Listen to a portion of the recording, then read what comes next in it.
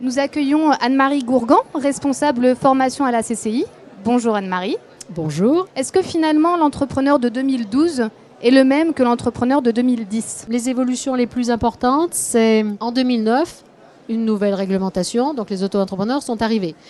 En général, ils se sont déclarés rapidement, ils ne sont pas venus réfléchir au projet avec nous ou quelques-uns. Et puis maintenant, on voit arriver les auto-entrepreneurs qui ont passé plusieurs années et qui nous disent « qu'est-ce que je fais maintenant parce que je veux me développer, parce que ». Donc on s'est adapté à cette demande et on a monté des ateliers pour les aider à transformer leur auto-entreprise en entreprise classique. Et on est en train de réfléchir aussi avec mes collègues de la CCI à une offre d'accompagnement. On a de plus en plus de salariés dans nos programmes de formation, un point important. Donc ça fait changer la façon de travailler avec eux parce que les salariés prennent le temps. Ils viennent, ils réfléchissent à leur idée, ils sont moins pressés, ils acceptent de faire un parcours finalement bien construit. Et du coup, nous, on a des réponses différentes. Donc ils font un parcours de formation, que ce soit des salariés avec un projet de création ou des salariés avec un projet de reprise.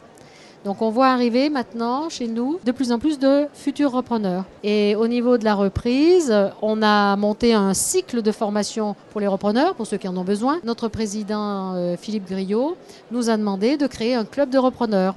Donc voilà, on s'est adapté par rapport à cette évolution où nous sommes là avec des experts, avec d'autres repreneurs plus expérimentés. Nous sommes là pour accompagner le nouveau repreneur qui n'a pas encore trouvé son entreprise et pour qui c'est un parcours un peu difficile. Donc voilà, les évolutions, elles sont, je crois, là.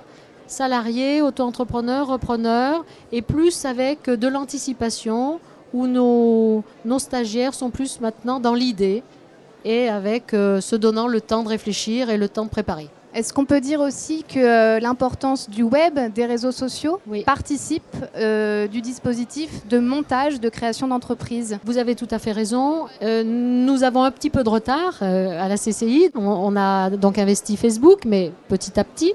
Et du coup, on a créé donc un réseau social de repreneurs, un réseau social fermé. Alors on n'est pas sur Facebook, Twitter ouvert, là on est sur construire une communauté de repreneurs pour qu'ils travaillent ensemble et pour qu'on puisse, je dirais, avec eux, participer à leur professionnalisation, à leurs échanges. On évoquait tout à l'heure le statut d'auto-entrepreneur, corrélé au tout dématérialisé par le web.